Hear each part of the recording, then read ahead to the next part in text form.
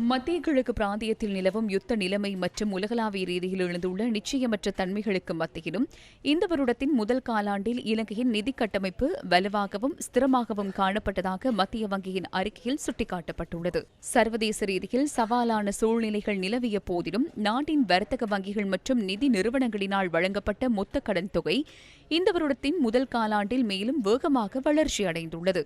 கடந்த வருடத்தின் முதல் காலாண்டுடன் ஒப்பிடுகையில் இந்த வருடத்தின் முதல் காலாண்டின் இறுதியில் வங்கித் துறையினால் வழங்கப்பட்ட கடன் தொகை 24.4% என்ற குறிப்பிடத்தக்க வளர்ச்சியை பதிவு செய்துள்ளதாக மத்திய வங்கியின் அறிக்கையில் குறிப்பிடப்பட்டுள்ளது.